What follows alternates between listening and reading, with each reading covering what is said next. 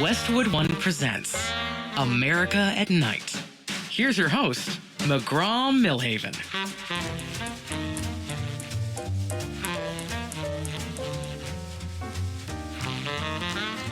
Well, as bad as your year has gone so far, I know it's only the beginning. It's January 5th. How bad can it go? You didn't miss a field goal in the last seconds of the game to have your team miss the playoffs. See that game last night? Holy mackerel, that was a heartbreaker. Good evening, everybody. Welcome to America at Night. McGraw Milhaven, I'll be your host. We're starting off the year 2026 just right. We thank you for joining us. It has been a crazy couple of days to start off 2026. Of course, we woke up Saturday morning finding out that the United States had taken Nicolás Maduro, and now we own Venezuela. President Trump says we're running it. We own it. So I don't know if it's being colonized or if it's a satellite or a territory, but we will talk about that a little bit later on with a retired general. What exactly does this mean? Lieutenant General Richard Newton is going to be joining us. He, of course, a U.S. Air Force Assistant Vice Chief of Staff. He also works for News Nation as a senior national security contributor.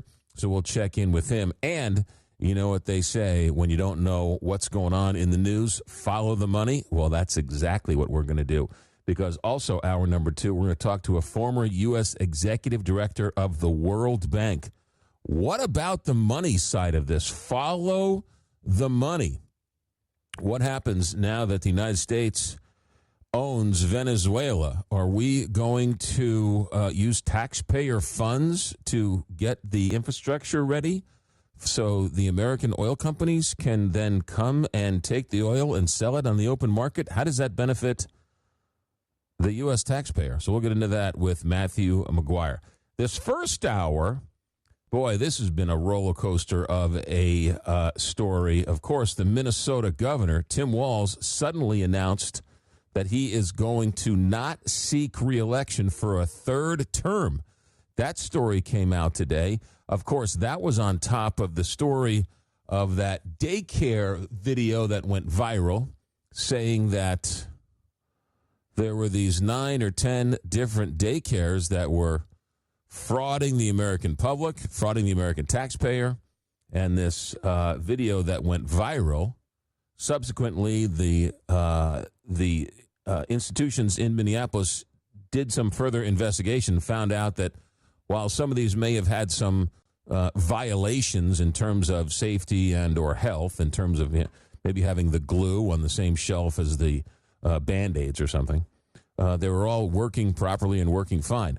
But then the story is so big that Tim Walz says, I can't do it. I can't change the narrative. So he is not going to run for a third term. And then Amy Klobuchar, the senator from Minnesota, who is, I believe, in her 4th term, is now rumored to be wanting to step down as senator and run for governor. We're going to talk about that, but we're going to talk about that with the man who broke the story on Tim Walz earlier today. He is the go-to, Bloyce Olson. He is a chief political commentator at WCCO in Minneapolis, and he is the man who broke that nationwide story, and we're going to talk with him next. Stay right there. We're just getting started, and then in hour number 3, it's going to be open phones. So anything and everything is on the topic for hour number 3. America at Night, I'm McGraw Milhaven. It's going to be a busy show. Lots of information, lots of input. All that coming up next. Back in a moment. Live from coast to coast, this is America at Night with McGraw Milhaven.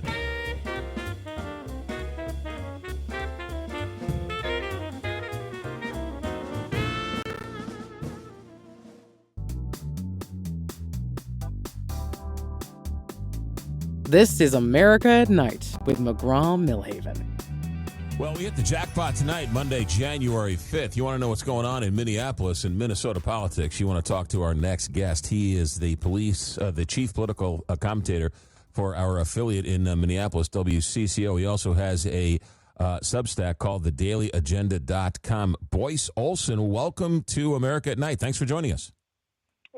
Happy to be here. Good planning by you because, we were going to do this conversation and then we got a little news last night. So Yeah, there you go. Not only did we get a little bit of news, you're the guy who broke the news.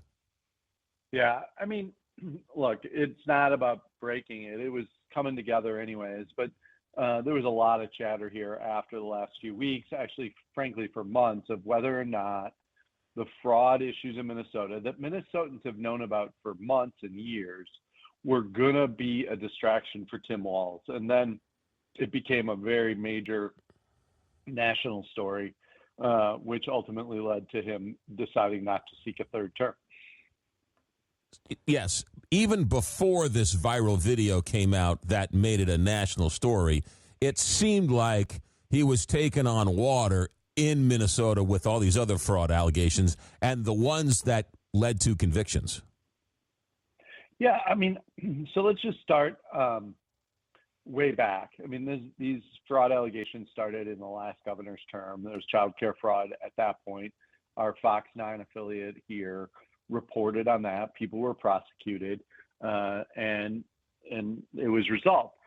Over Governor Walz's term, which started in 2019, there have been several reports about the lack of controls in the state from the legislative auditor. And the legislative auditor is a nonpartisan, non-political office that said that the Walz administration had not been keeping an eye on the process to get things. And then in 2021, we had Feeding Our Future scandal, which was a $250 million fraud related to COVID and the pandemic and food supports, specifically for young children.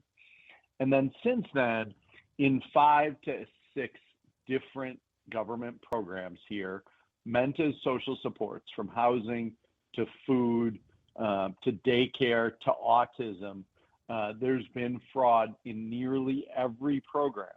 And I think we're up to 60 people charged and prosecuted across all those programs. And many people have taken a plea bargain or been convicted. But we've learned about more, again, in probably the last 2 to 4 months. And the U.S. Attorney's Office here says that it's expected that we could go to $9 billion over the life of these programs, which predates Tim Walz, but the reality is he just did not take these issues very seriously. I mean, I understand fraud. Most people understand $1 million fraud, $50 in fraud, $200 in fraud. But when you're talking $250 million, how does that go unnoticed? How does that get through with nobody noticing that? So one of the things the legislative auditor here said a while back in a public report that the media covered, legislators got, Governor Walz was briefed on and acknowledged, was that the spirit of Minnesota state employees, especially during the pandemic, was that they had to get the money out to support people as quickly as possible. And the Feeding Our Future fraud was these community-based meal programs that if you qualified, you could go pick up meals for your family and go there. This is different than food shelves. This is a state-funded program with federal money. So federal money, the state distributes. And in this case, they were claiming, and a lot of these cases are where, and the daycare fraud is another one, where they're declaring they have a certain number of participants in the program, and then they get reimbursed for those numbers. And so in many of those cases, they didn't have any families getting food, but they were saying, some cases, they were serving 900 meals a day in a town of 3,000 people. And nobody from the state checked on whether or not that was true. Here's my question, and I'll ask it a little long so you can take a drink of water there and clear that frog in your throat. You know the Radio Pro tricks. There you go. Bloyce Olson I've been talking a little today. There you go. No, it's Bloyce Olson is our guest. He is the go-to guy in Minneapolis who has his finger on the pulse of all of this. So a number of questions, and one is, even though this viral video came out and exposed some type of fraud that now they're saying isn't fraudulent, I don't know how anybody in Minneapolis within the government, local or otherwise, can say anything like that with a straight face after the recent history of this just rampant fraud going on. How do they have any credibility? This is where the noise of our media today, the noise of social media, the noise of our politics doesn't match this signal. And so you're a pro, you go on the air, you make sure you have facts. I'm a pro, I make sure I have facts. I can have opinion, but I have to be clear about it. And unfortunately, the noise created by the viral video was such that the people who wanted to push back said, well, that's not all true. Well, no, but some of it was true. And I think the challenge is that it got so many views that everybody believed it as truth. And it wasn't all true, but there were facts in there, and there is fraud highlighted in there. Some of it, for instance, he went to a daycare that had been closed for a long time. There were no kids there, and they hadn't gotten any money in a couple of years, but that's in the video. On the flip side, there are daycares that not only had safety issues, but in one case, the state said we shut them down 2 weeks ago, and then they had kids there again. So which is it? And so, as you know, this reporting takes time. Furthermore, the investigation takes time. Furthermore, the bringing charges takes time. And in today's rapid fire world, you have to separate the signals, as I say, the facts, the real things, from all the noise that gets caught up in these big viral stories. So Tim Walz says that his hands were tied because the legislature didn't give him the tools he needed to fix and to find the fraud. Accurate or no? Not entirely accurate, no. Governor Walz, in the latest legislative session, which we had just last year between January and June, he and his own Human Services Commissioner, not Health Commissioner, Human Services Commissioner, said that they did not want an independent inspector general to serve because it would cost too much and create more bureaucracy in the state. That was a tool that the Democratic Senate, his own party, voted overwhelmingly for there. The House, which is tied in Minnesota, because we can't do anything simple here, so we have a 67-67 DFL Republican tie, couldn't get that piece of legislation agreed to, because essentially if two parts of the negotiating triad wouldn't agree to it, it kind of sat by the side. So that's not true. Are there other things that Tim Walz proposed that maybe the legislature didn't pass? Possibly, but I will say this, and this is not a new story here in Minnesota. So for at least 5 years under Tim Walz's watch, these programs have had issues, and Tim Walz has always downplayed whether or not it was a big deal or it was corrupt, and then would escalate and say, well, this is racist. After Feeding Our Future, I think Minnesotans thought, oh, well, that was one-time pandemic money. The problem is these 4 or 5 programs afterwards that he did not take seriously, that he did not need legislative tools to fight. And frankly, many independent observers, including the U.S. Attorney's Office here, under a Biden appointee, have said the way in which the state government ran these programs was ripe for fraud. They did not have the proper checks and balances. Bloyce Olson, our guest, chief political commentator for our affiliate in Minneapolis, WCCO. He is the a man who has his ear to the ground in Minneapolis, and he was the one who broke the Tim Walz story today that has been blown up over these last couple of weeks. The other thing, boys, we're hearing out of Minnesota and Minneapolis is that Tim Walz did not want to go after these Somali immigrants or this Somali community because they're so politically connected. He needed their votes, and he wanted to look the other way because they vote Democratic, and he didn't want to upset the apple cart. You know, I think that's an easy narrative for people to look at.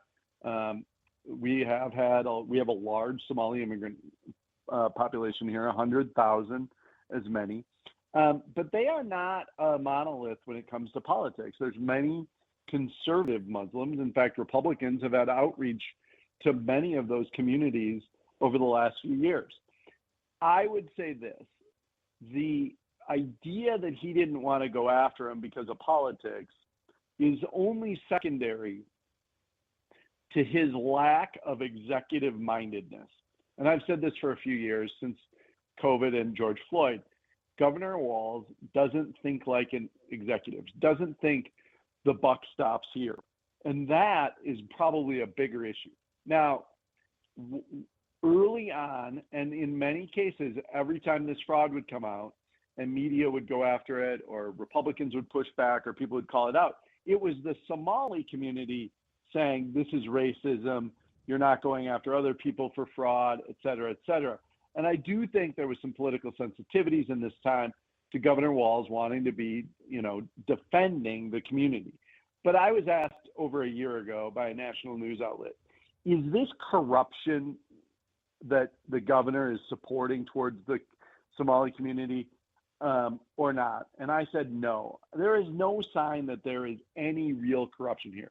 If that becomes the case, then this will obviously, go to a whole nother level of story. But nobody has been able to find a link back to any sort of political corruption or political grifting due to this money. Bloyce Olson, our guest. Bloyce, please hold on to the break. We got lots more to get to. Minneapolis has been in the news, especially with that viral video. So we wanted to go to the man on the ground who knew what was going on. Chief political commentator for WCCO in Minneapolis. He has a Substack account, thedailyagenda.com. Well respected, and he's the man who broke the Tim Walz story earlier today. More with him, America at Night, with McGraw Milhaven. Back in a moment. You're listening to America at Night with McGraw Milhaven.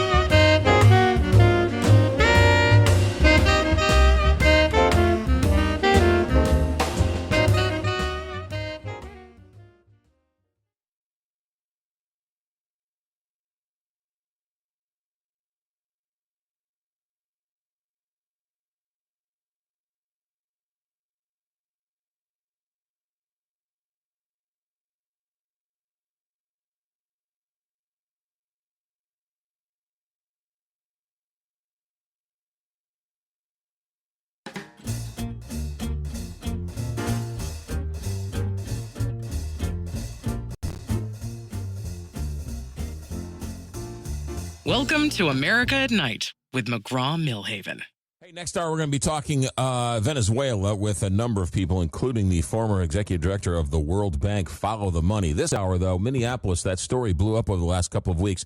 And so we wanted to go to somebody who knew what was going on to give us the facts, give us the inside dope. And so Bloyce Olson is with us, chief political commentator for WCCO in Minneapolis. He also has a Substack, thedailyagenda.com, well-respected and well-trusted by both sides of the aisle, and the man who broke the Tim Walz story. Bloyce, let me ask you this question. A lot of Somali defendants in these fraud cases in Minneapolis, and that's obvious. But who is Amy Bach? And they're saying that she's the mastermind of the scheme. So they weren't all Somalis. Tell me who this Amy Bach is. Amy Bach is a white woman who she was the center of the scheme. She's the one who instructed informed, educated these food distribution sites how to do it. And she took a kickback. So she would validate them for the state, and then she would take a kickback on their billings to the state. And she was the mastermind of the scheme. She is expected to do decades in prison.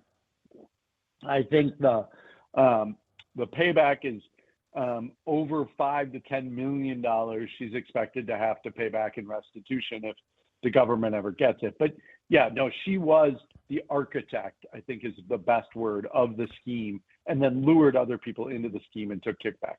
Was she, I guess it's hard to determine, but is she somebody who was trying to do a good job and just fell into the, saw the money and took it? All signs are that she saw a vulnerability in the system. She may have known about the system and was trying to do well, but I think this is an example of somebody whose moral compass was missing when it came, and she realized how easy the money would be. So let's go to Tim Walz today with that story you broke, because winning a third term is, we use the word unprecedented a lot, but I don't know if it's ever happened in Minnesota history where the governor is elected for a third term. So it would have been a huge story anyway. He left to go run for vice president, and so while he was away, right, somebody was robbing the store. If he would have stayed in, how hard would it have been for him to win a third term? I think that his vice presidential candidacy definitely took a different turn that people in Minnesota may have seen coming, but it amplified it. Again, it amplified the noise about Tim Walz.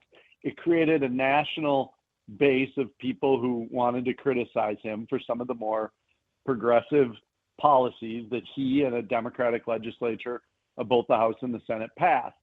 But I would say this, first and foremost, to answer your question, no governor has ever won a third term in Minnesota. So it was going to be tough. We've also had, a very trying year in Minnesota. He had to deal with a tied Minnesota House, which we talked about, 67-67. Just after the budget deal was done, within days, the Speaker of the House, a Democrat, a close ally, was assassinated along with her husband by a deranged, conservative, pro-life lunatic, allegedly. And then there was another senator, Senator John Hoffman, his wife Yvette. Each of those were shot multiple times. Senator Hoffman 9 times, Yvette Hoffman 8 times. And so that was a shocking moment on June 14th. And then we had a school shooting in late August here at a Catholic school while kids were literally praying en masse. And so the weight and the emotional baggage that gives a governor. Now, he had not decided through any of that he was going to run for re-election. Advisors close to him, Democratic leading officials, including the state party chair, who's one of his closest advisors, convinced him that he was the best candidate to run, that he was the only candidate who could win, and that we didn't want a divided Democratic Party going into the election. And so he decided to run. At that time, I said, Tim Walz doesn't want to run. He feels like he has to run. And I think that was the sentiment since then. But fraud cases and questions about fraud were already out there. And so this weight was there. And I think, to give it a little bit of a running metaphor, because Governor Walz is a runner, I think he thought, look, I can run through this. I can get past this. And then it just kept building and building and building. And then over the last several weeks, between the viral video, other people within his party, legislators really questioning whether or not he was going to drag down the ticket or make it possible that Democrats could lose statewide, there was more and more pressure privately for him to step down.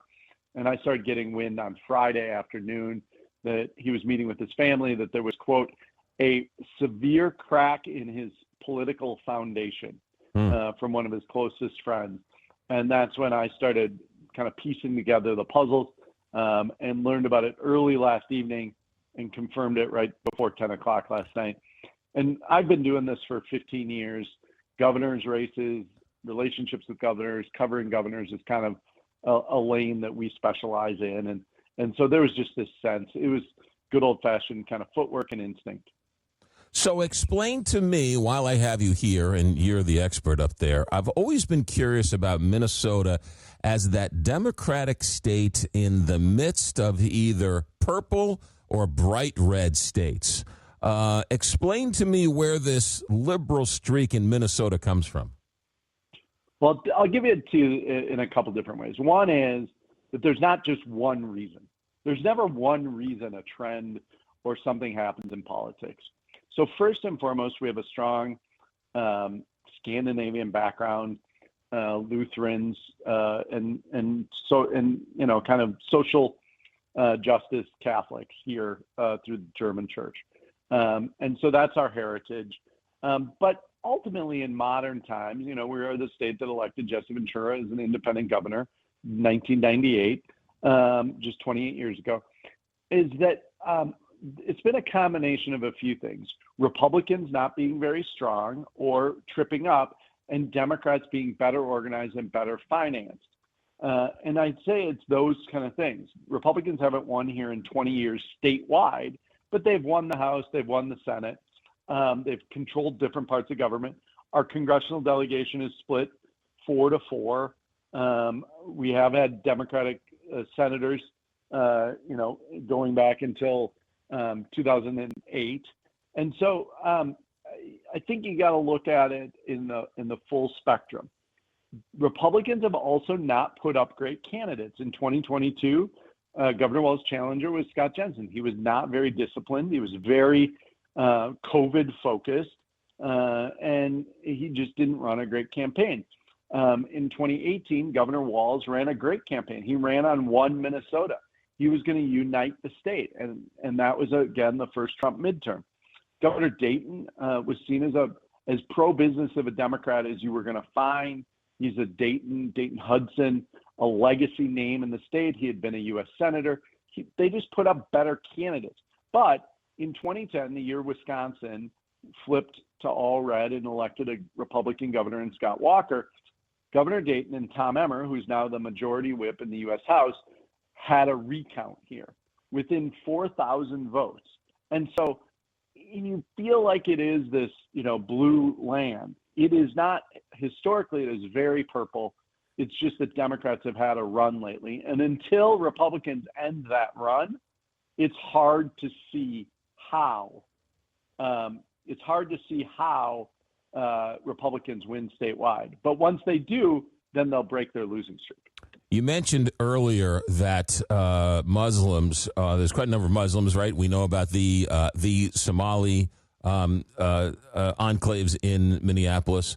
We also know, and you mentioned it, that they don't vote just all Democratic. There's quite a number of Republican Muslims and or Somali votes that Republicans peel off. But how did the Somalis grow to be such a big immigrant population there in the beginning? How did they get there? So we're a welcoming state. A lot of our churches, we're home to the National Refugee Committee. It's headquartered here. A lot of our churches take immigrants in. And our track record on immigration is actually historically really good.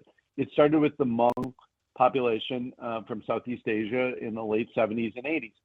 And, one of the economic success stories is that when the Hmong came, one of our large industries up here is medical device, Medtronic, Boston Scientific. And one of the reasons why medical device succeeded here was because Hmong immigrants had fine motor skills. Think of that embroidery. Think of the working with your hands. And that skill translated into wiring medical devices in the boom of pacemakers and other medical devices. So that the Hmong population rose to be middle class, upper middle class pretty quickly because they had a skill set that was desired in a growing economy. Our second wave of immigrants was Hispanic, much like the rest of the country. That was during the real estate boom. They diversified. They spread out throughout the state. We're a heavy ag state. It's the number 2 economic driver here. They worked on farms. As we had labor shortages, the Hispanic and Latino population filled in. Then the Somali population came in, They came in right before and right after 9/11. They did not bring skills. They brought a work ethic, and they do have businesses, and they do work but they're much more service job oriented. And then I think the acclimation post 9/11 just became more and more of a cultural challenge and more divide, which meant that they concentrated themselves in certain parts of the state and in the city, whereas the Hmong community kind of aspired to spread out throughout the state, throughout the suburbs, and so did the Latino population. Our state demographer has a fascinating report on this, of how immigration has shaped Minnesota. And lastly, I'll say this: Minnesota's economic growth, job opportunities, filling jobs, has depended on immigrants for probably 20 years, because our job growth has been such that we can't just recruit people like a Florida, like an Arizona, like a California. I don't know if you know this, it's a little chilly here, but once people get here, they don't want to leave. And that's what we've learned. Fascinating conversation with Bloyce Olson, chief political commentator at WCCO. He broke the Tim Walz story. TheDailyAgenda.com is his Substack. Last question while I got you here, since you know everything else. The Twins going to turn it around this year or what? Well, they have a new president in the Pohlad family, and we are hopeful and optimistic that they'll turn it back around. But we're patient here. I don't know if you've heard about our NFL team. They finished 500, and you'd think we won the lottery last night. I spent a weekend up in Minneapolis a couple years ago. People could not have been any nicer. Went to a Twins game, saw Joe Mauer hit a home run. I thought I died and gone to heaven. And then what did I do? I went and I sought the Mary Tyler Moore statue on the street. So I saw everything I needed to see in Minneapolis. You checked at least 2 of the greatest 50 things in our city off. So we'll have you up this summer. We'll go to a Twins game. There you go. Bloyce Olson, chief political commentator at WCCO, our affiliate in Minneapolis. Bloyce, thanks for the great insight. I know it was a busy day for you. Thanks for making time for us, and we'll talk to you down the road. Sounds great. Look forward to it. You got it. Bloyce Olson, chief political commentator for WCCO in Minneapolis, TheDailyAgenda.com. Stay right there. We'll finish up the hour. And next hour, don't go anywhere. We're going to talk to the executive director, the former executive director of the World Bank. You want to know what happened this weekend in Venezuela? Follow the money. And then what happened in terms of the military and where do we go from here? Lieutenant General Richard Newton is a national security contributor to News Nation. We'll check in with him as well in hour number 2. And then hour number 3 is open phones with your phone calls. Stay right there. America at Night. Back in a moment. America at Night with McGraw Milhaven.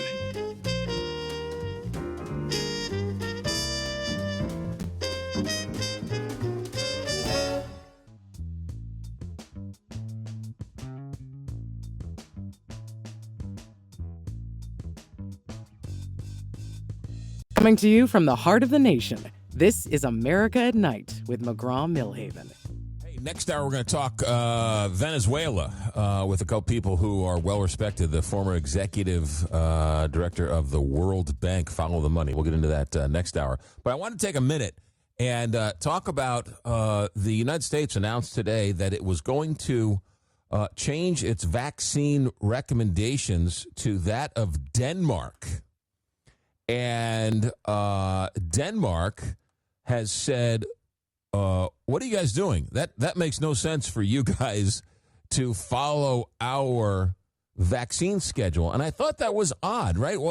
Denmark is a first world country. They've got great health. Why is the Denmark vaccine schedule different than the United States vaccine schedule? And so I did a little digging into all of this. Now, Denmark does not routinely vaccinate for healthy children against RSV, rotavirus, Hep B at birth, hepatitis A, influenza, and a couple of other things, whereas in the United States, we do. And the question is, why? I'm not going to be able to get through all of this, but there was an interesting story I was reading.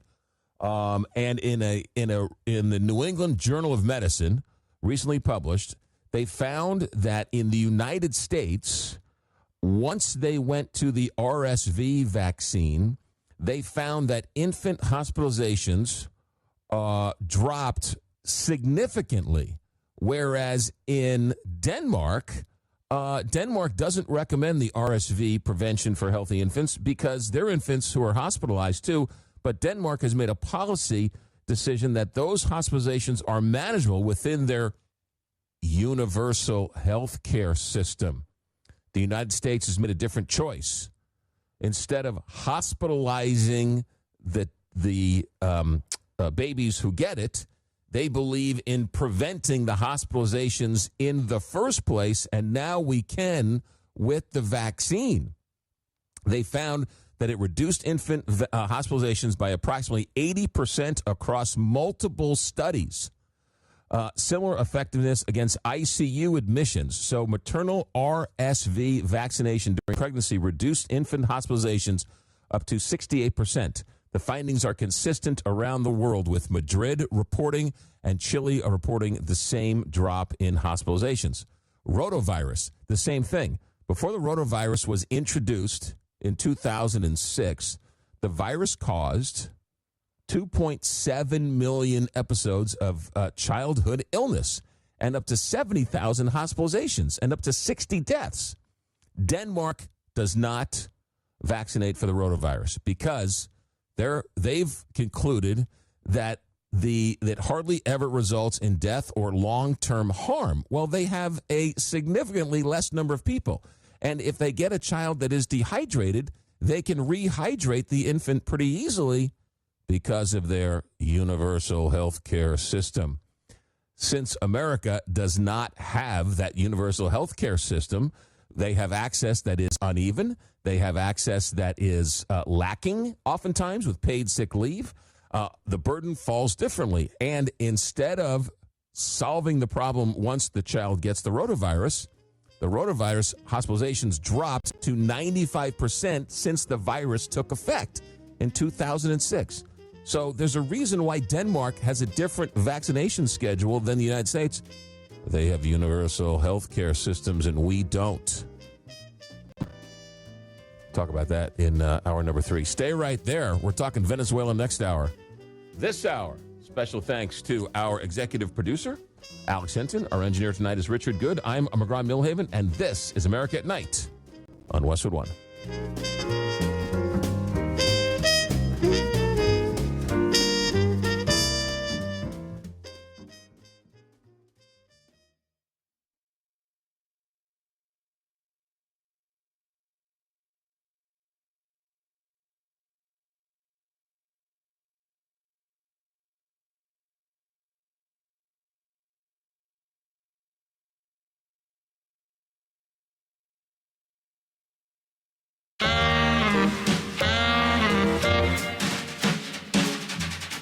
Westwood One presents America at Night.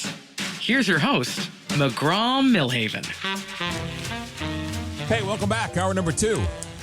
The woman is right. McGraw Milhaven here, America at Night. Next hour, we'll take your phone calls. But in the middle of the night, a raid in Caracas took Maduro and his wife, captured them, brought them to a jail in Brooklyn where they pled not guilty today in a New York City courtroom.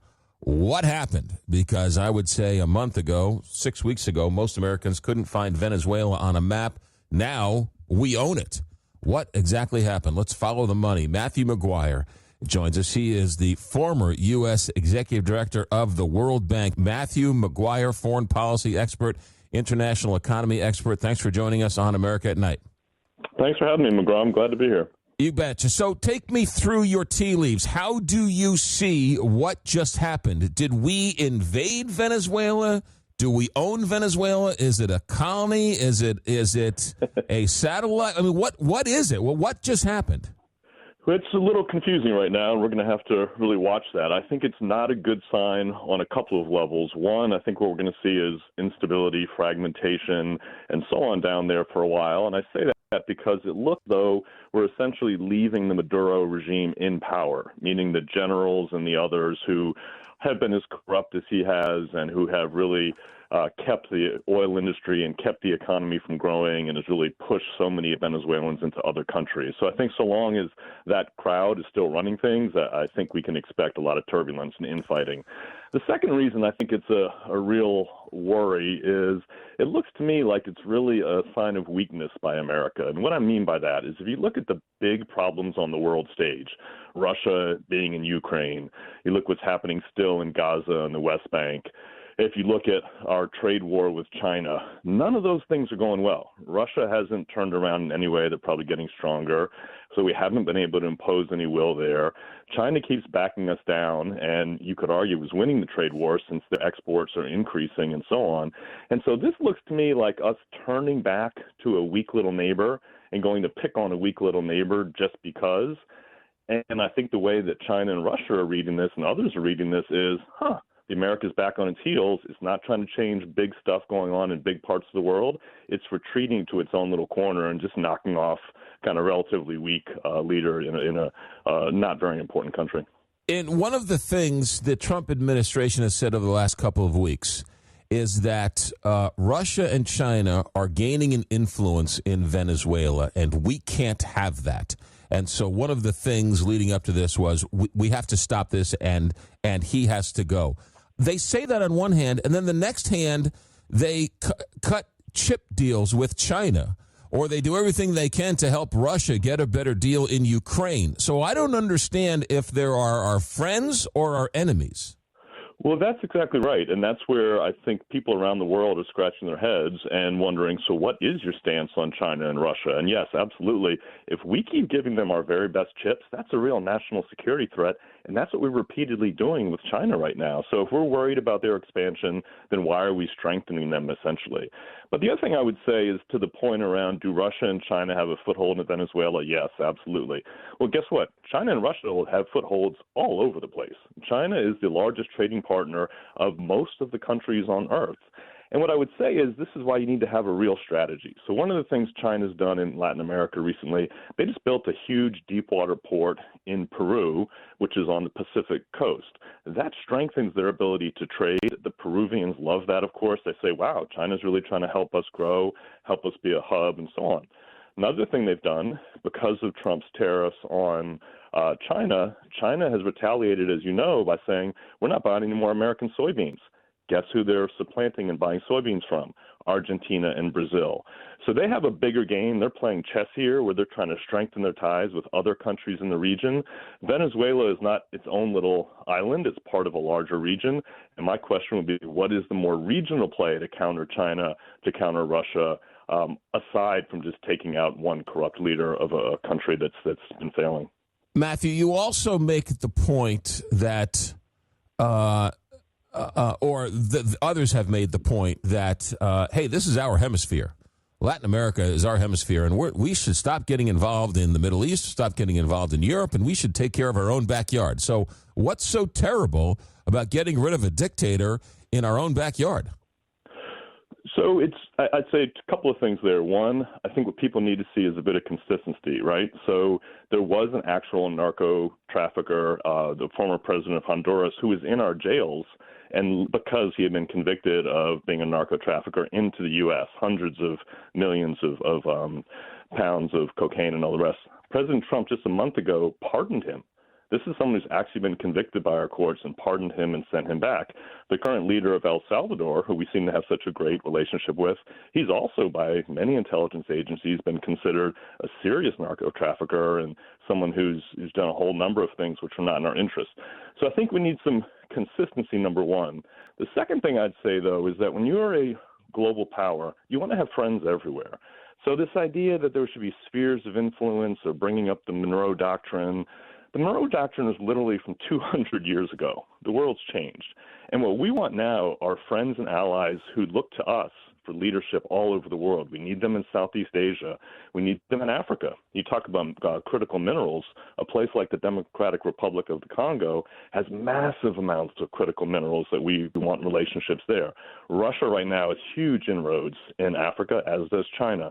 So my point would be, if we really want to compete on that global stage, yes, we want to keep our neighborhood safe. That's fine, but we can't back away. And the final thing I'll say there is think about East Asia. Two of our best allies, biggest trading partners are Japan and South Korea. Well, if we're retreating and saying we're just going to worry about our neighborhood, what happens to those two great allies and great democracies? Think about Australia. Think about India. I mean, these are countries which are much closer to China, and yet they're hugely important from a global economic perspective, and I think we can't retreat.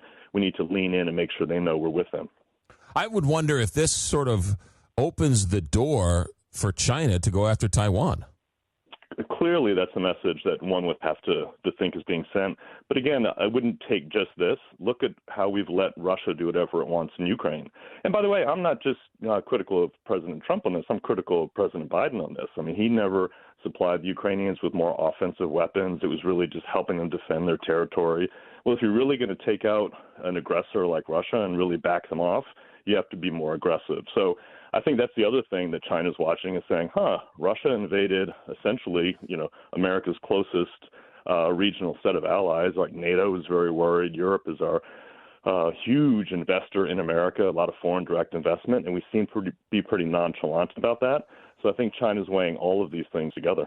Matthew McGuire with us, former U.S. Executive Director of the World Bank. I want to get in next segment and talk about the money side of this and the oil and where you see all this going. But if you have to rebuild Venezuela, right, and you have to get rid of this dictator and you have to rebuild it, wouldn't it be beneficial to have a U.S. organization like USAID to sort of help rebuild Venezuela at this time?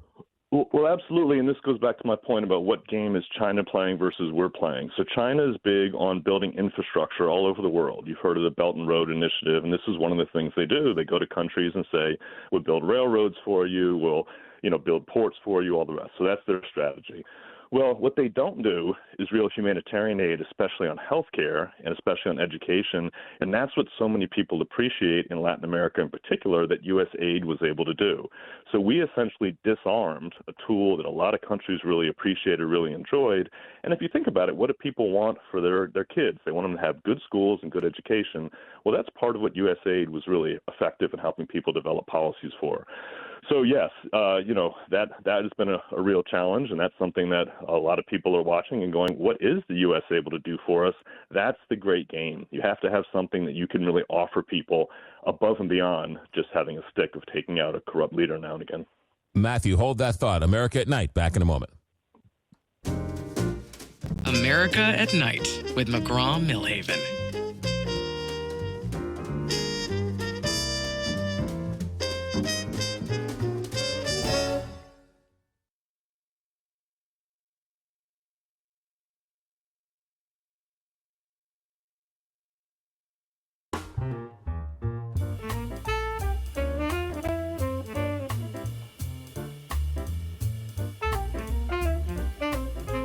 Join the nightly conversation, America at Night, with McGraw Milhaven.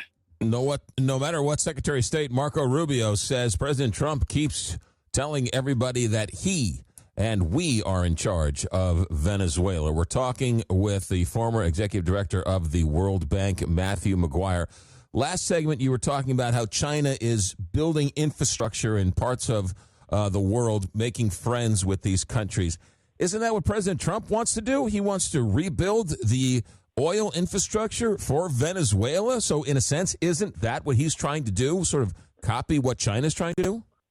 Well, there are a couple of big differences. One, China's doing it hand in hand with countries, not taking out leaders and then saying, I'm going to come in and impose and do it my way, but they're actually partnering. And so that obviously is a much more effective way to go forward. And that's part of what worries me when we look back on the historical record. When was the last time that America took a leader of a country out? Think of Iraq, think of Libya, think of Afghanistan, and it went well afterwards. I mean, this is just not something that we're good at, and it's not something that we seem to have much of a plan for. And so part of my worry here is, what does that really mean? We're in charge. I mean, someone has to actually be, let's say, manning the courts and making sure that contracts are honored and so on and so forth. And that's where I think if you look at what is it really going to take to, quote, rebuild Venezuela's infrastructure and everything else. It's really about having decent and strong institutions. So I mentioned the courts. Well, if you don't have contract law that's codified and that's respected and that companies and investors can really believe in, you're not going to have many people going in and investing.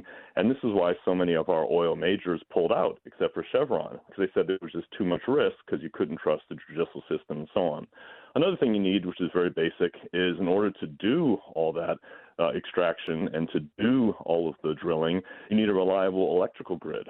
And right now, Venezuela doesn't have one. So you're talking about building an electrical grid. Well, that takes all kinds of engineering talent. It takes all kinds of money. It takes a lot of time. But again, if you have certain provinces or if you have certain regions that are controlled by break-off militias, as a lot of people are saying is going to be the case in Venezuela, it's very hard to get that going. So this isn't so simple. We think that you can build infrastructure easily because we are able to do it here in America. Well, America is an extraordinary place where rule of law exists, and you have, all this incredible human talent. You have deep capital markets and so on. It's much more complicated when you get to a place like Venezuela that's been corrupt and has been failing for the last decade or so. How does the U.S. taxpayer win if the United States uses taxpayer dollars to rebuild the oil infrastructure in Venezuela? Well, that's the part I don't understand. We don't need more oil. We're the largest producer of oil and gas in the world, the United States is. We get our biggest place we import from is Canada, another great ally, even though we're alienating them at the moment. So we really don't have a need for more oil right now. Oil is relatively cheap. I've been buying gas at, $2.80 and $2.90. I mean, it's down quite a bit. So that's part of the question is, what is the play here and how does this help American taxpayers?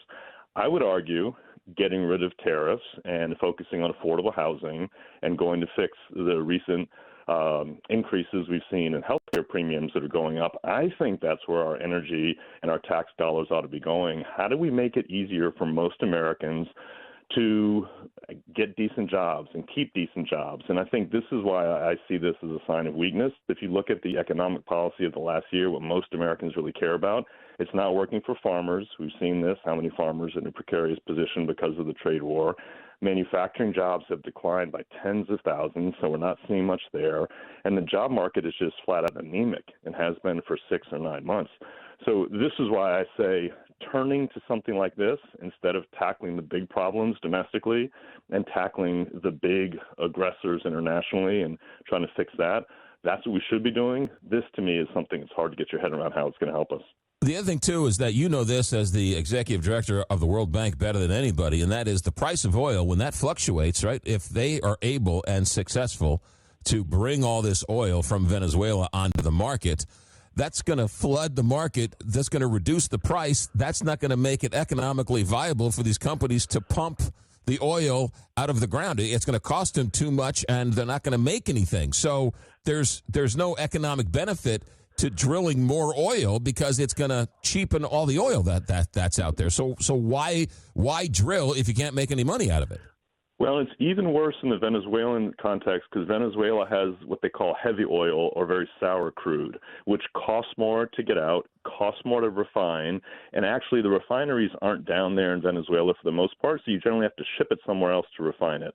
So really, in order to make a real profit off that heavy crude, you need the prices to be even higher, right? If they stay right where they are, let's say in the mid-60s, it's very hard. You need to go up quite a bit for that to be worthwhile. So, yeah, this is one that just, again, I don't see how it helps us economically, and I definitely don't see how it helps us from a foreign policy perspective. Matthew McGuire, I got about 2 minutes left.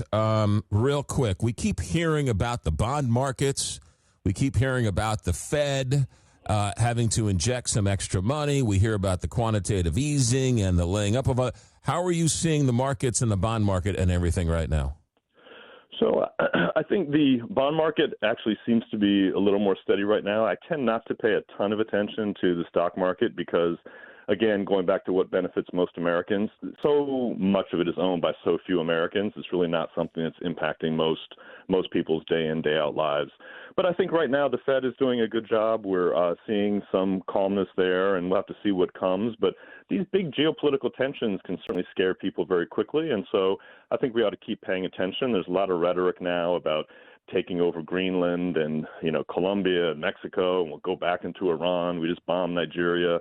Well, there's a certain point where the market's okay until it really isn't. And so I do worry about this adventurism and some of these, the rhetoric that's out there, because if people think it's actually going to start happening, this wasn't just a one-off, then you could see some real fear and people just pulling their hands back in and really just sitting on cash and not doing much investing or anything. It is interesting that he took some oil tankers and then sort of disrupted Venezuela, and the markets were up big. Oil didn't make any move. I guess that shows you how insignificant Venezuela is on the world stage. Yeah, I think Venezuela is about 1% of global output. So it's just not a big player. People always talk about the enormous reserves that they have, we believe they have, but it's really not a big player right now. It doesn't move the needle one way or the other. Sure, do Russia and China like being able to lend Venezuela money and then get paid back in very cheap oil? Sure. So that works for them, but it's not really something that big players are thinking about. The Saudi Arabias, the Canadas, the United States of the world, Qatar, natural gas. I mean, these are folks who have much bigger influence than Venezuela does. Matthew McGuire, former U.S. Executive Director to the World Bank, foreign policy and international economic expert. Matthew McGuire, thanks for taking time on a busy night. Keep your phone on. We'll call back as needed. Thanks for checking in. Sounds good. Take care. America at Night with McGraw Milhaven. Back in a moment. America at Night with McGraw Milhaven, where the nation comes to talk.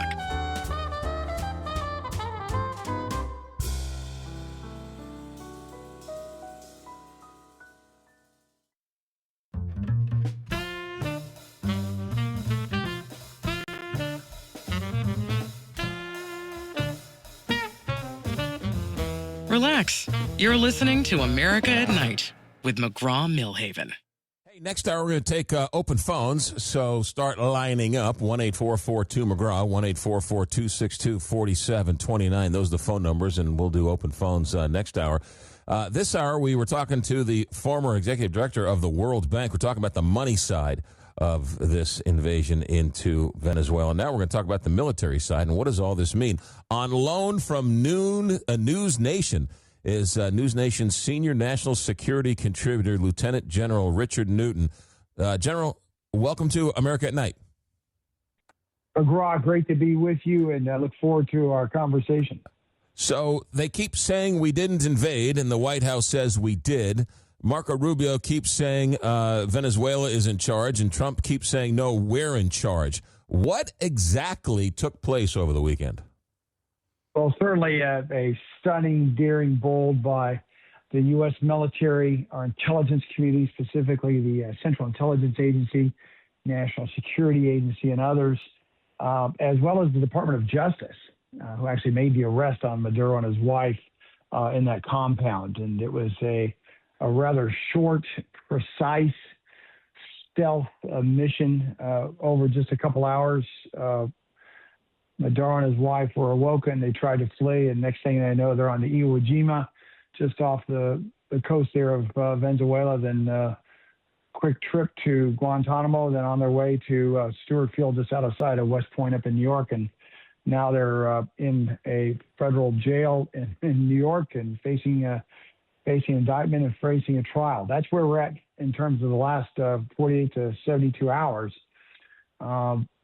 Again, an extraordinary, successful operation had been planned for months. And again, the tip of the hat to our U.S. men and women in uniform and our intelligence community, as well as certainly the Department of Justice, as I mentioned. Now the hard work begins, especially as you consider the what next piece of all this. As you alluded to, you've got members of the Trump administration, including President Trump, what may sound like conflicting statements, but I think what the task at hand right now is to engage with the current Venezuelan leadership. That would be what I call Maduro 2.0, led by now Vice President Delcy Rodriguez. Try to work with them as best we possibly can to keep the country of Venezuela stable, and then begin the transition to perhaps another government or form of government and restoring democracy, trying to bring back a free market economy, reinvigorate the Venezuelan oil industry and so forth. So that's a very long preamble, McGraw, but I believe that's where we are and that's where we're headed. I want to go back to the invasion for a second because regardless of what anybody thinks of should we or shouldn't we, it was an unmitigated success. The invasion and their goals were all successfully carried out.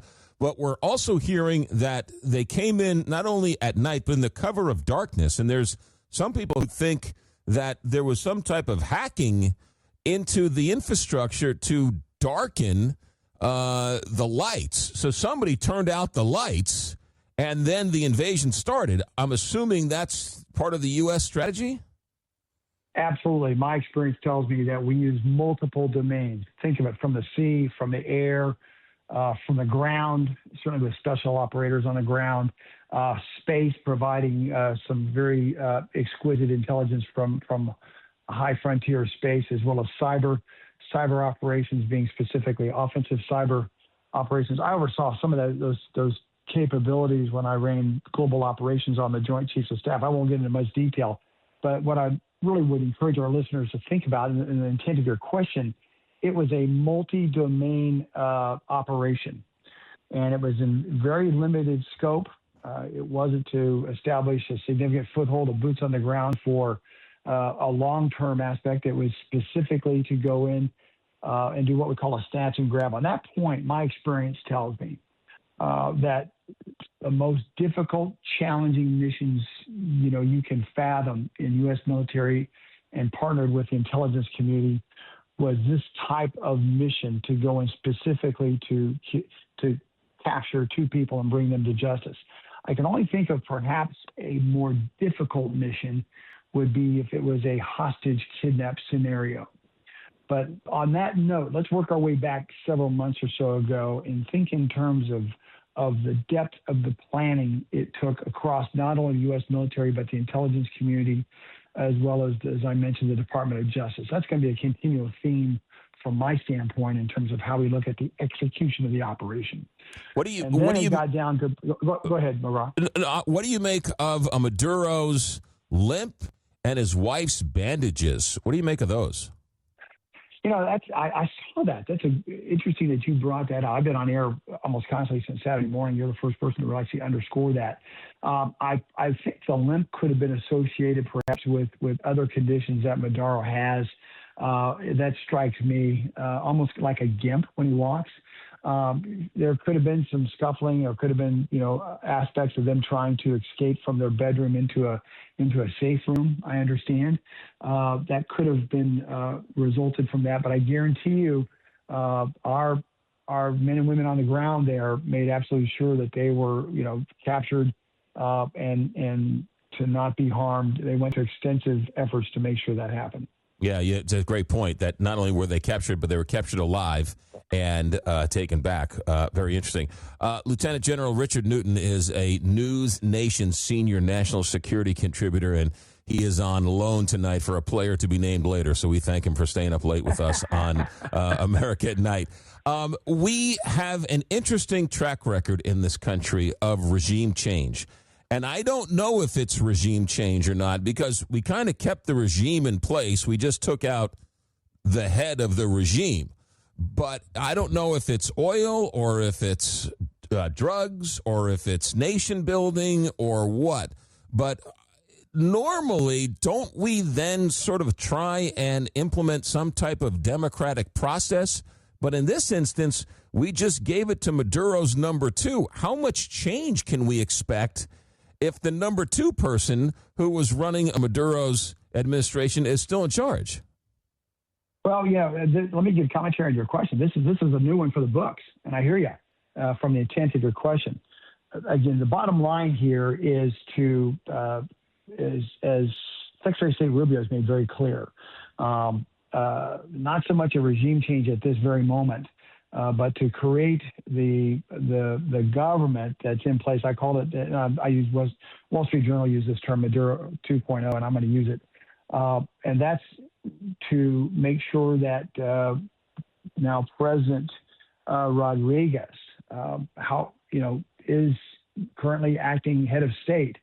But I'm sure, and I understand, Secretary of State Rubio has had a very candid conversation with her. You notice some of her pronouncements early on was very defiant, and now she's become more contrite in her latest statement, because what Secretary of State Rubio has made very clear, not only to her privately, I'm sure, but publicly, is that we have key leverages here. There's two key leverages. One is certainly the fact we have got still an enormous armada of U.S. military capability just off the coast in Venezuela. And that's from the air, from the sea, and we also have some ground capability there, certainly the special operations. I'm sure we've got some special operations forces. I presume we've got intelligence community forces on the ground in very, very small numbers. However, there is leverage there, and President Trump made that clear in his press conference on Saturday, was that, essentially if the existing regime now, or the remnants now of Maduro's regime now levied over to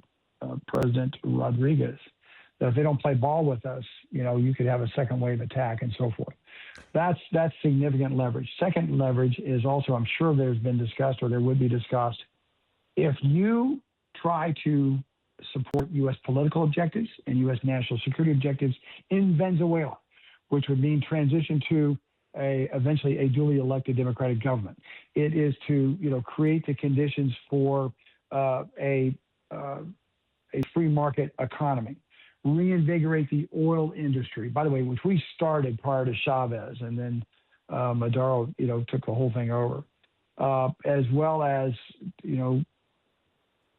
provide security for the Venezuelan people writ large. We're going to be monitoring that very closely. So we have military leverage as well. But we also, if you do that, we can also provide another leverage, which is called amnesty. We can give you a way out. We can allow you to go into exile. The leverage is, you'll notice that there's two people in federal prison who are going to likely remain, should they become found guilty and from a jury and so forth, likely remain in U.S. federal prison for the rest of their lives. We did that with Noriega back in 1990.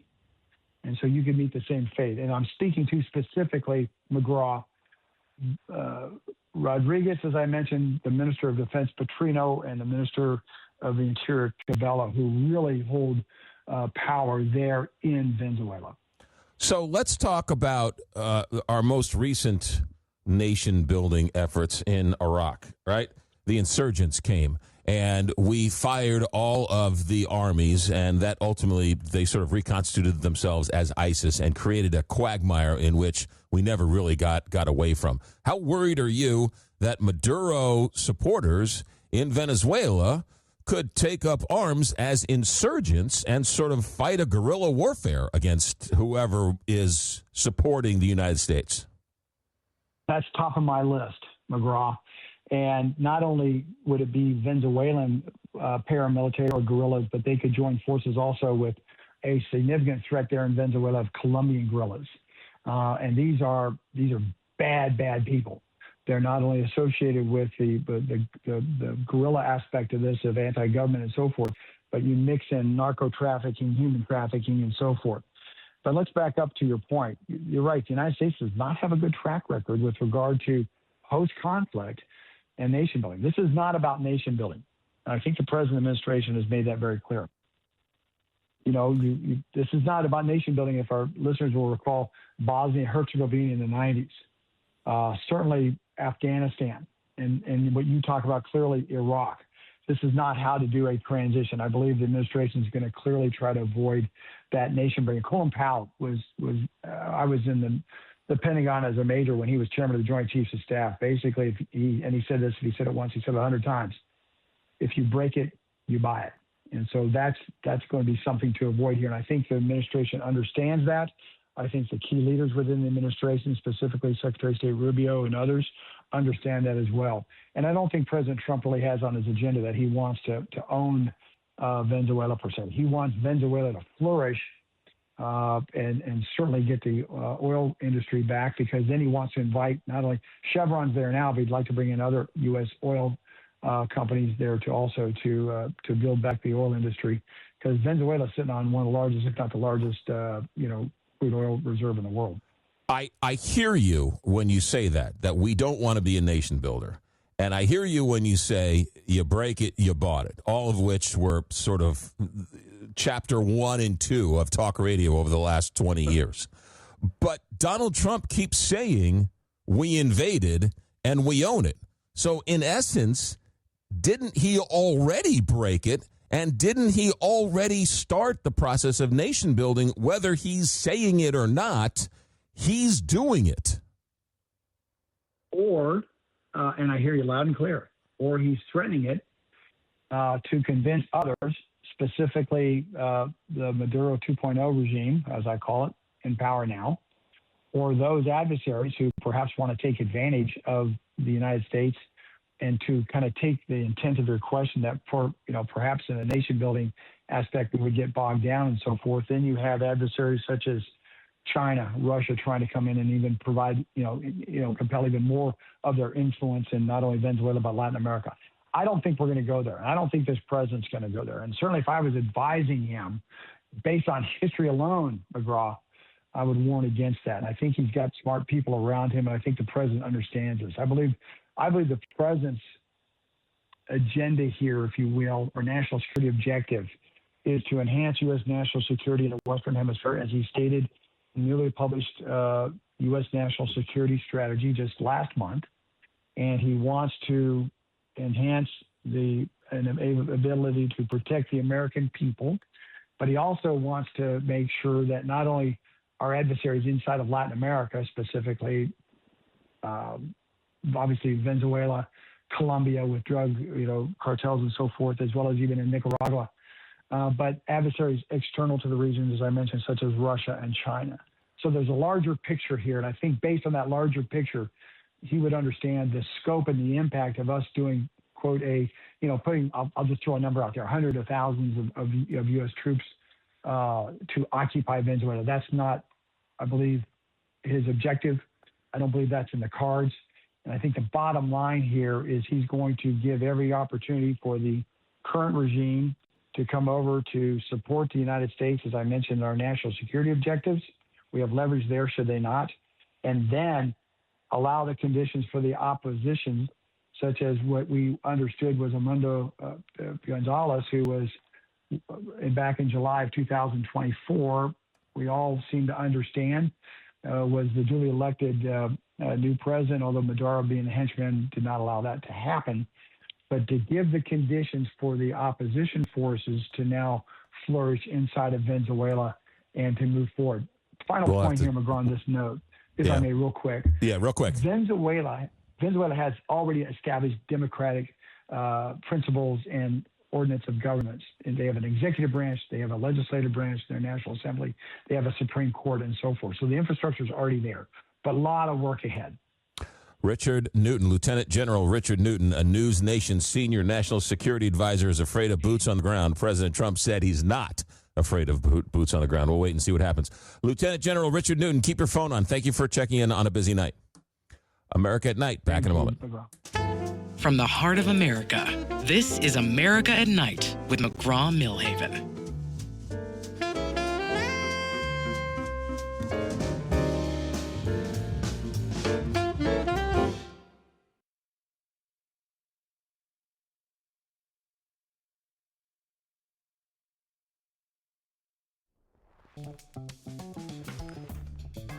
Hey, here's a stat for you. Listen to this. According to Data Center Watch, which is an AI security consulting firm, between April and June of 2025, it counted 20 different data center proposals, 20, valued at $100 billion in 11 states that were blocked or delayed because local opposition didn't want the data centers in their community. 20 different proposals in 11 different states valued at $100 billion. The local community said, we don't want them. I'm telling you what, there is a real pushback on these data centers, whether it's the energy bills, whether it's the water, the environmental issues. But in rural communities, in Democratic communities, in Republican communities, there is a massive pushback on these data centers, and it's just getting bigger. This is a story to watch in 2026. Stay right there. We've got to take a break. When we come back, open phones. Start lining up right now. 1-844-2-McGraw, 1-844-262-4729. Our executive director tonight is Alex Hinton. Our engineer tonight is Richard Good. I'm McGraw Milhaven. This is America at Night on Westwood One.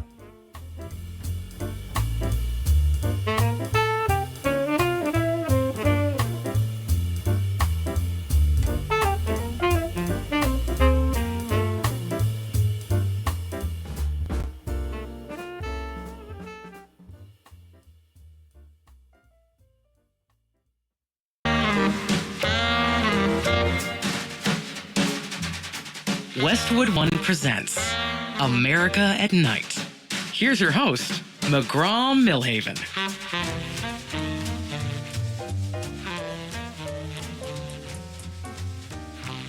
Hey, where'd 2 hours go? Holy mackerel. All right, let's get to open phones. I've done enough talking. Time for you to respond. By the way, it is January 5th. We were told the middle of January that the text line would be up and running. So I'm going to keep them to that. So there we go. All right, so here we go. 314, no, check that, wrong number. 1-844-2-McGraw, 1-844-262-4729, 1-844-2-McGraw. That's MC, capital G-R-A-W, or 1-844-262-4729. The hour is yours. It's open phones.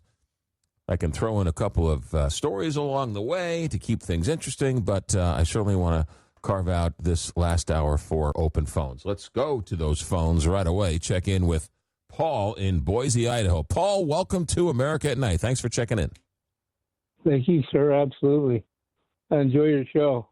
Thank you, sir. I was listening to Rich Valdez, not to throw a name around, but I listened to him for about 2.5, 3 years. He was good, and you're just as good. High praise. Thank you, sir. Yeah, Trump gets all the credit because he's the commander-in-chief. I'll tell you what, Intel gave them some really valuable information on where to go, how to get there, and how long it took to get there. And, without that weather report each and every day and 4 days of delay because of the weather, you never know how it's going to go if you try to go against the weather. That is true. A good thing. They learned that lesson in World War II, right? D-Day. It's all about the weather. Yeah, they had to delay it for 5 days. Eisenhower was not a happy camper about that, but they had to. Operation Sea Lion. Everybody had their own department and compartment within that, and then they worked to sync. The stories are legendary over the meteorologists that poured over those charts for D-Day, right? That was before super duper double Doppler and all that radar stuff, and they had to figure out the weather some other way, and they did not have the modern technologies. And it was delayed, but ultimately, right, they had to there was an open window, and they found that clearing, and that's when they set off to invade, and could have gone very differently if the weather had gone the wrong way. So, yeah. I was thinking about that on Saturday when they were going through the motions about doing what they were doing. Yeah. And just thought, man, they got it made compared to what they used to have. Anything else, Paul? No, sir. Just thank you very much for having a stellar show. Appreciate it. Thank you, sir. You got it. Stay safe. Thanks for checking in. We've got Scott in, where is Scott? I don't know where Scott is. Scott is in St. Louis. Scott, you're on America at Night. Thanks for joining us. Hi, can you hear me? I can hear you loud and clear. Thanks for checking in. Okay, yeah, if the vice president of Venezuela, if she sells out to Trump, the insurgents will kill her. So is that leverage? Look, it's a very fine line. There are reports tonight that they made some type of executive order that you were not allowed to protest the taking of Maduro. And those who protest the taking of Maduro will be arrested. So that's why they're not seeing any quote-unquote protests. So, again, that's the danger of these things, right? Imagine if a country came into the United States and took President Trump and charged him with a crime and took them back to their country, right? and the country said, "Oh, by the way, J.D. Vance is going to be in control. Everything's going to be fine." Imagine how the people in the United States would handle that, right? So under that premise, now you know why the insurgents in Iraq were so big, because they were protected by Saddam Hussein because they were the Sunnis, and they had special status because of the Sunnis with Saddam Hussein. So Saddam Hussein went away. The Shiites come in, the Americans come in, they fire all the Sunnis, right? They no longer have power. They fade into the countryside. They reconstitute as ISIS, and that's the insurgents. And all of a sudden you have a quagmire because you've now put your thumb on the scale. Why that's not going to happen in Venezuela, I don't know. We'll just have to wait and see. Well, let's see if Trump has the gonads to send in ground troops. I'll tell you what, they better order a bunch of body bags. Well, he says he's not afraid of sending troops in there. And again, I don't know if he mentioned Is he that. going to lead them? Well, no president's going to lead. Right. No, that's presidents don't do that. But I don't know. I don't think he mentioned that regime change in Venezuela was on his list of things to do when he was running for president. And 6 months ago, nobody could find Venezuela on a map. Now we've all had a crash course in the history of Venezuela. And is it regime change? Is it drugs? Is it oil? They keep saying it's not, but he keeps saying we own it. And everyone keeps saying, no, this was a police action because they just went and arrested a bad guy who was up on charges. And Trump keeps saying, we own it. We're running it. So they have to get their message straight, because right now his people are saying one thing and Donald Trump's saying something completely else. One incompetent dictator kidnapped another incompetent dictator. That's what happened. Scott, what do you really think? That was a joke. Scott, thanks for checking in, Scott. Right. Have a good day. All right. 1-844-2 1-844-262-4729. 1-844-262-4729. I'm somewhat hesitant to bring this up, but it really irked me over the weekend. And I am sort of shocked why more people aren't offended by this. I'm not a big Twitter guy. I have a Twitter account, but I don't, for mental health reasons, I don't really go to it much. But I was off over the break, and I, as you may or may not know, am a Nebraska football fan. Went to school there. And so over the weekend, I was watched them in the Las Vegas Bowl, and they didn't do very well. And so, as Husker fans tend to do, right, I went to Twitter to find out what Husker fans were saying about the game. I had, whatever. So I typed into Twitter, Nebraska football, and hit enter. And then, it's supposed to, then scroll all the comments. And, they're crazy and ridiculous and over the top and bombastic and whatever else. I know what I was getting when you type in, a football team after a loss. I know what I was getting, but I'm a fan, so I wanted to listen, or I wanted to see it. Scroll once, scroll twice, scroll three times. The fourth time, it's pure pornography. It's just the algorithm sent me just pure pornography. And you're like, whoa, right? So you're sort of taken aback by it, and you kind of don't know what you're looking at. And then you're like, whoa, wait a minute, holy mackerel. And then you sort of scroll to the next one. And then it's, what does the next person think about Nebraska football? And then you scroll 2 or 3 more times. Well, the algorithm caught up to that I paused on the pornography. So then it sent me another one. And then it sent me like another one. Twitter is nothing more than a toxic soup of pornography. And with all this talk about the Epstein files and everything else, then comes out the story that the artificial intelligence app on Twitter is now you can tell it, you can have a picture of a woman, and you can tell this artificial intelligence Grok or Gronk, whatever they call it, hey, turn this woman into a nude photo. And it'll turn the woman into a nude photo. So I have a 5-year-old, and I refuse and fight tooth and nail to make sure her picture isn't on the internet anywhere. I don't want her picture on Facebook. I don't want it on anything. And people are like, oh, what are you such a stickler for? This is why I'm a stickler. I don't want people manipulating the child's photo. How is this legal? How is this accepted? And why isn't anybody complaining about this? It boggles the mind.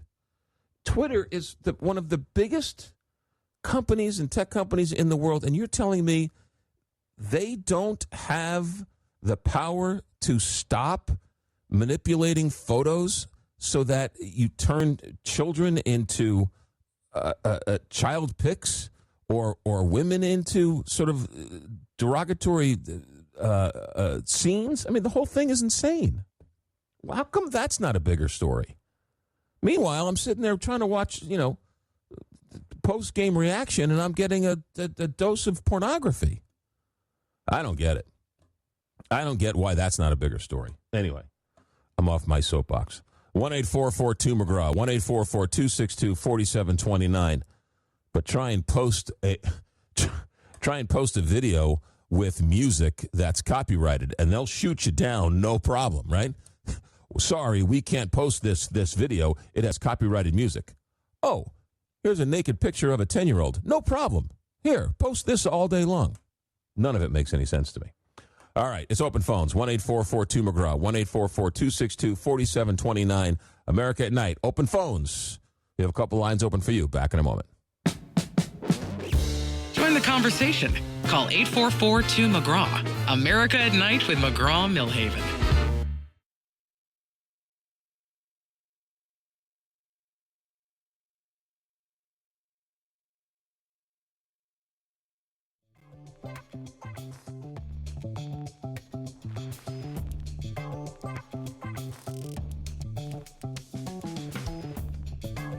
Relax. You're listening to America at Night with McGraw Milhaven. Hey, 1-844-2-McGraw, 1-844-262-4729. Here's a story for you. Actually, you know what? Let's hold off on this story. Let's go back to phones. We'll go back to phones.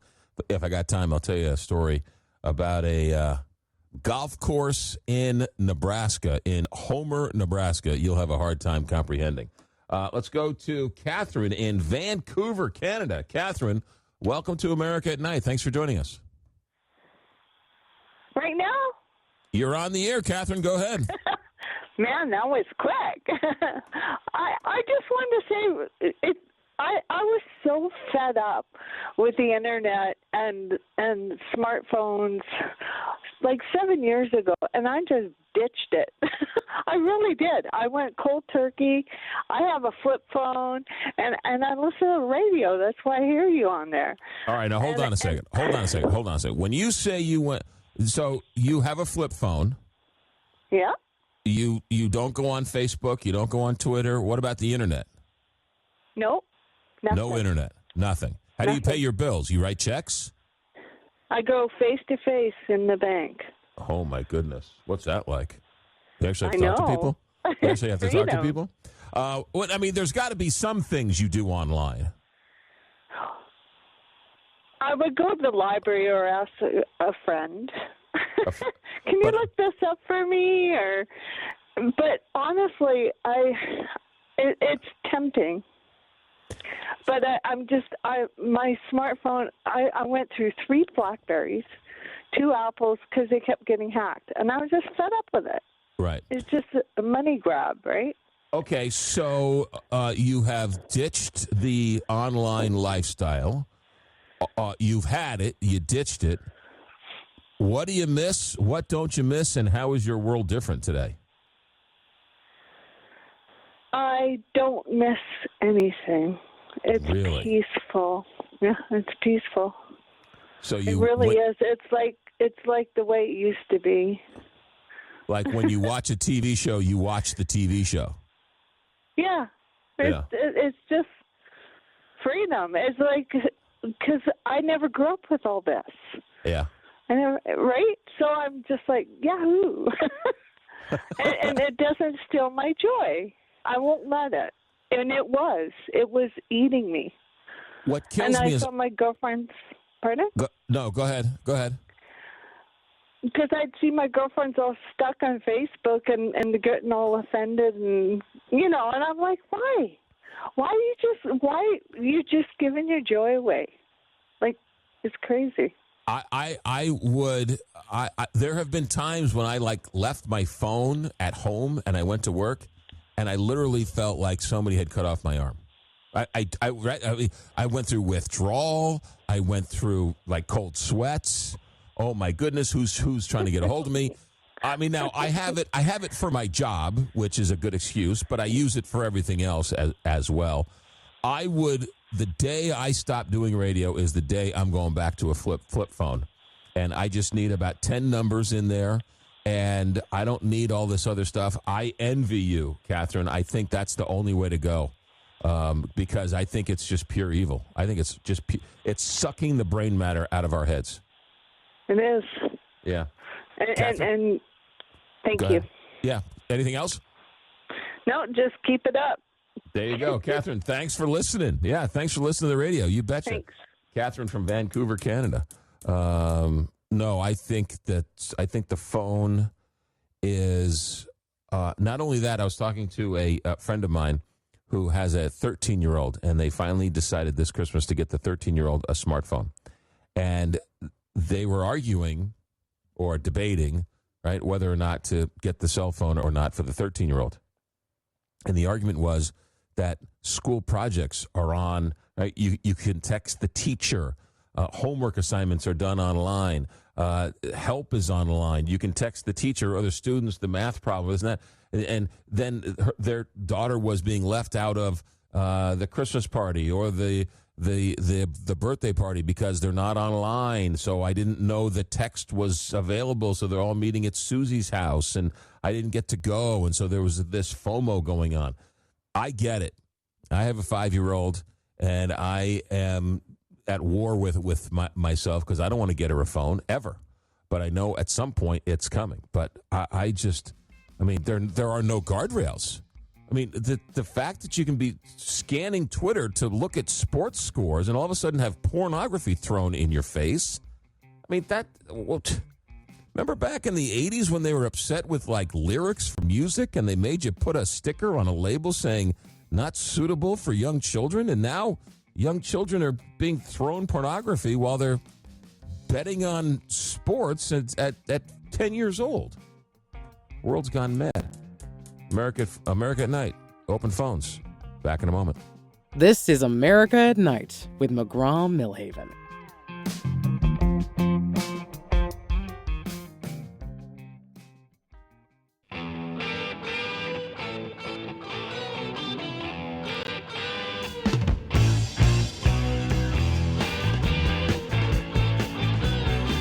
Join the conversation.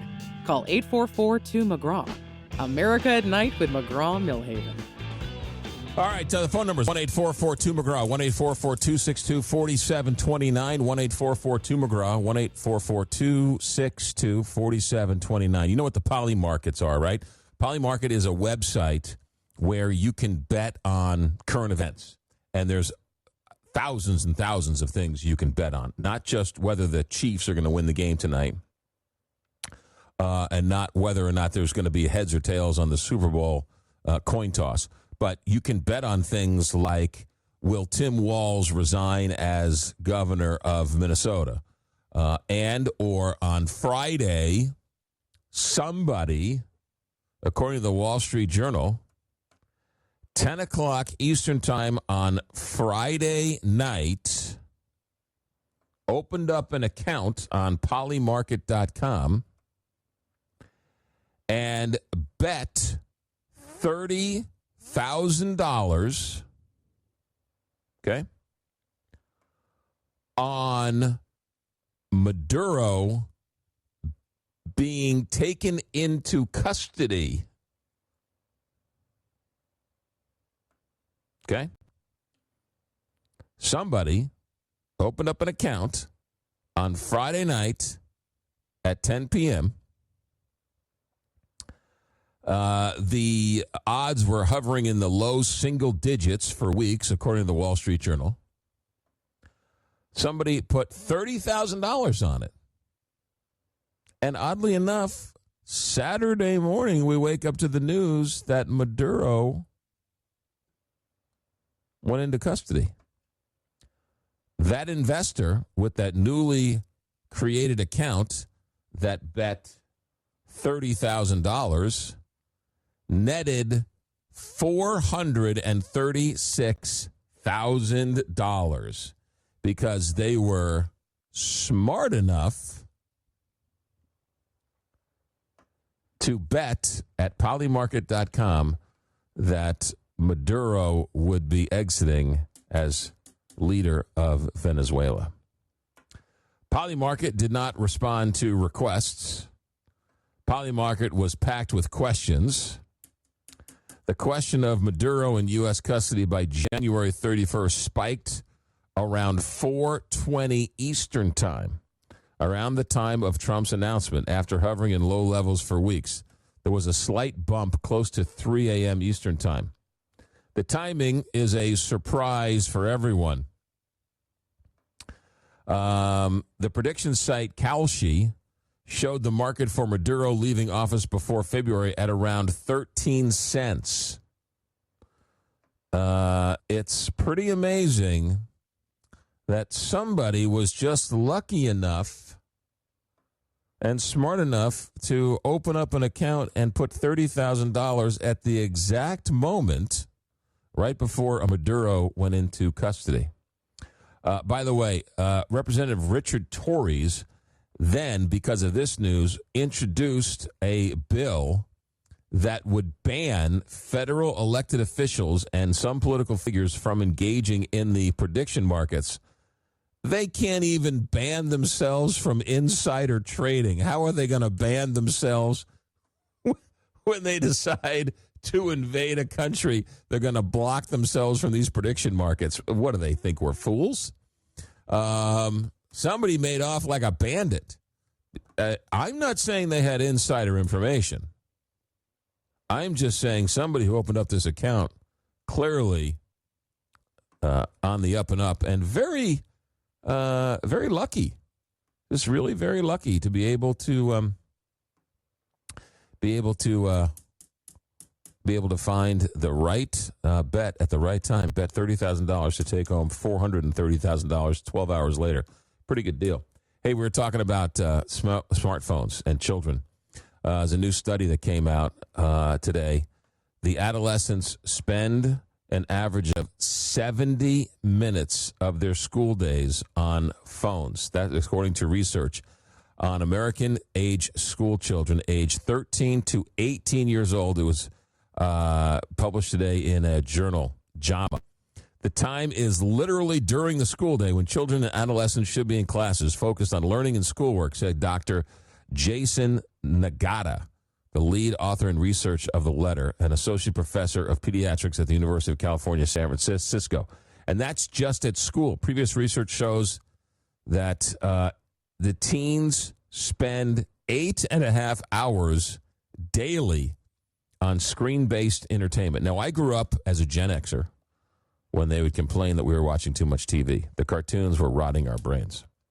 Well, as a Gen Xer, I'm here to tell you it did, which is why I got into radio. But,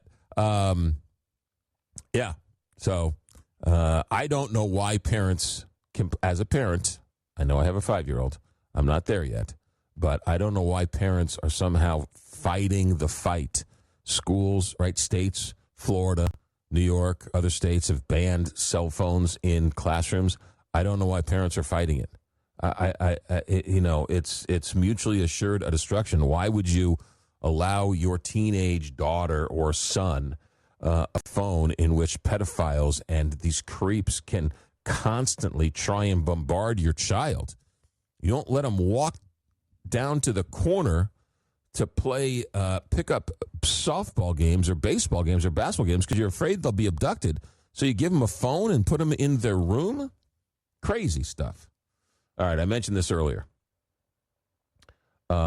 This golf course in Nebraska. Listen to this story. In Homer, Nebraska,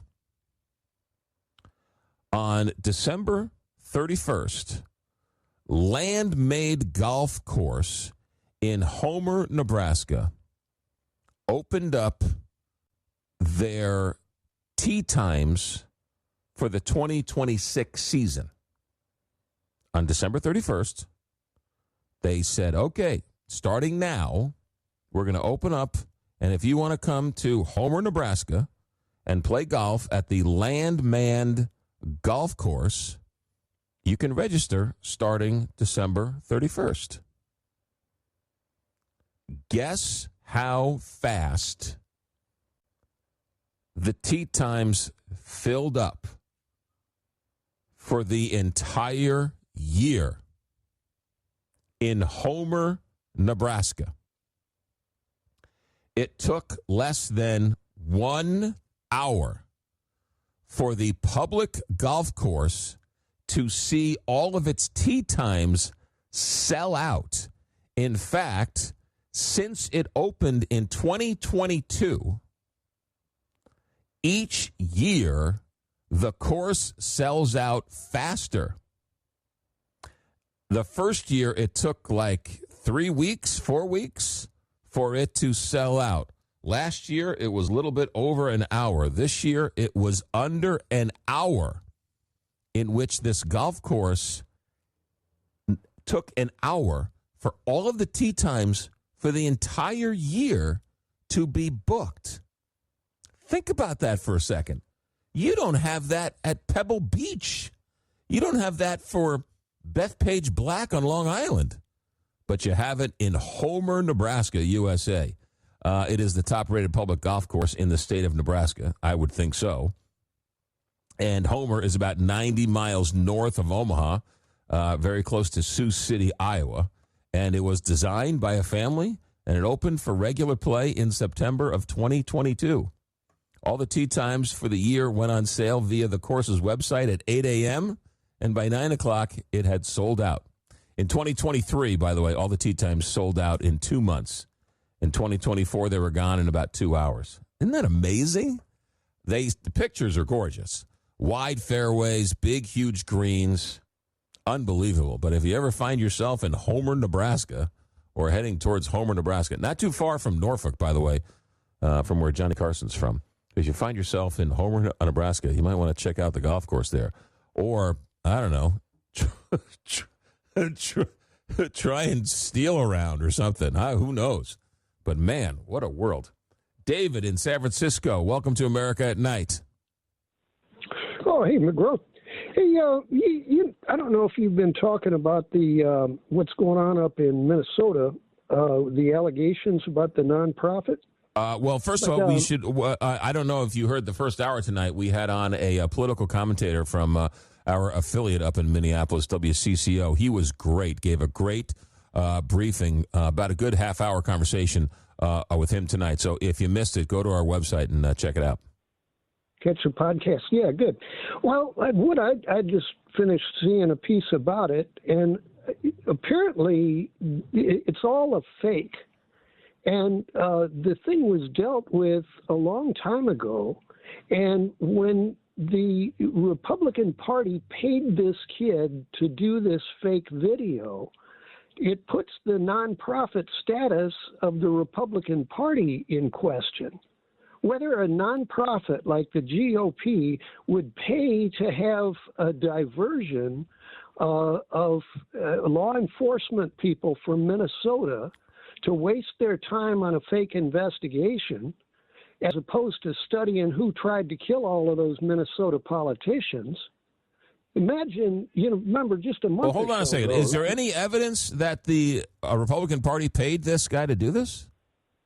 Yeah, that's what I'm saying. I think it's Channel 7 up there did a piece about it. And so a bunch of the podcasters have been talking about it. Midas Touch is the one I just saw. Yeah, I didn't see that. And again, in terms of full disclosure, I don't trust anybody on anything, so I would want some independent verification on that. I did not hear that. I'm not saying it's false. I'm not saying it's true. I don't know. But my problem with this guy is, well, first of all, they've done an investigation, and the state came back and said, no, these are all legit daycares. But quite frankly, the state doesn't have a lot of credibility because they allowed this fraud to go on for years and years and years. So, I mean, Minnesota, as liberal, conservative, I don't care who you want to blame, it's got a problem with some massive fraud and some people taking advantage of some very generous tax subsidies to help these poor people. Well, again, like I was saying, look for the update in the last few hours, because Channel 7 did a pretty amazing piece. They talked to both sides, and it turns out, ICE was up in the area, and so here's this kid with a fake video, shows up, and he claims he wants to drop his kid off at a daycare center. He doesn't have a kid. He's surrounded by 8 MAGA kids, and they're not going to open the door for them because they figure they're ICE. So, it's like there's so many layers of huckster in this that the Republican Party's nonprofit status ought to be looked at, and not just for pulling this hoax, but to cover up the fact that some mysterious assassinations went on, and it wasn't just one guy. Well, look, I brought up this, somebody brought this up the other day, and somebody came down on me. As somebody who has been to a daycare recently, I really would be furious at the daycare I went to if they allowed somebody who showed up in a van with a camera crew and a microphone knocking on the door just to allow them to come in and look for the kids, right? Especially in 2025. Right. As a parent, I would be very upset with that daycare if they allowed that person into the daycare. And so somebody walking around with a camera trying to film kids at a daycare, I don't want that either, right? I mean, the daycares, especially today, have to be worried about these psychos who are going to come in and shoot up the place. So exactly, So the video in and of itself, I didn't watch the whole thing. I watched some of it. I had serious questions. It turns out some of these daycares did have some safety violations to them, but they were all in relatively normal standing.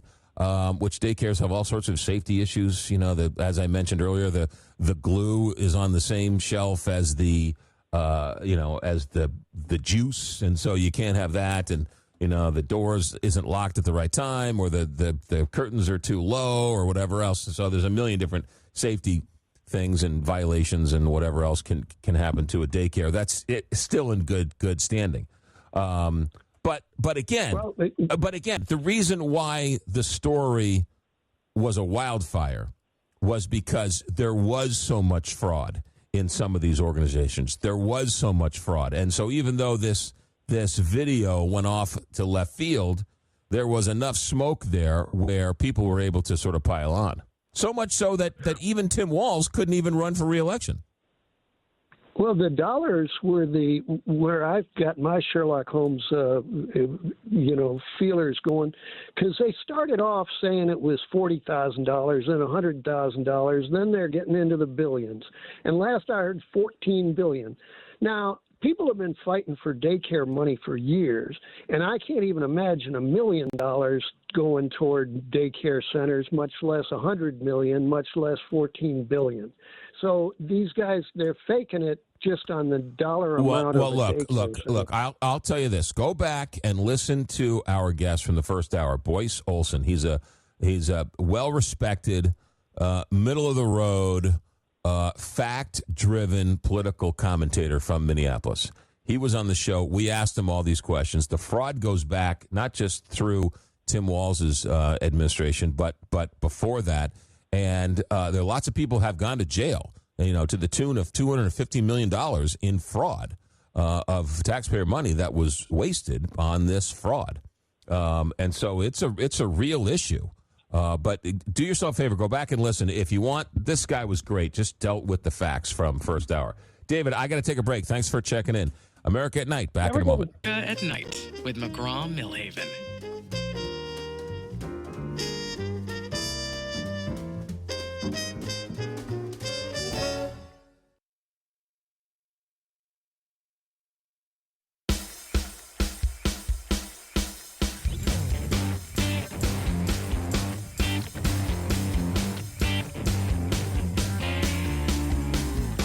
What's on your mind? Call 844-2-McGraw and be a part of America at Night with McGraw Milhaven. Hey, doing a little fact-checking on that last caller. I did a little search. Fox9.com from St. Paul, Minnesota, says that the Minnesota GOP said that it has worked with the YouTuber Nick Shirley. Not that they paid him, but that they worked with him. She says... the Speaker of the Minnesota House, Lisa DeMuth, confirmed the GOP caucus story. Our caucus has been working to expose fraud for years, including working with Nick Shirley and agency whistleblowers to get the information out to the public and to hold the Walz administration accountable. So they didn't pay him, or no evidence that they paid him. The evidence from Fox 9 in Minnesota says that they worked with him, which is very different. But that's the latest. So there. All right, that's going to about do it for us. Again, with all due respect to everybody, when I get up in the morning, I check my driver's license to make sure it's me because I don't trust anybody about anything on anything. That's just the way the world is today. All right, our thanks to First Hour was a great conversation with Bloyce Olson, Chief Political Commentator from WCCO in Minneapolis. Matthew McGuire, U.S. Executive Director of the World Bank, as well as Lieutenant General Richard Newton, who was from News Nation. Also, our Executive Director is Alex Hinton. Our engineer tonight is Richard Good. I'm McGraw Milhaven. Thanks for listening. This is America at Night on Westwood One.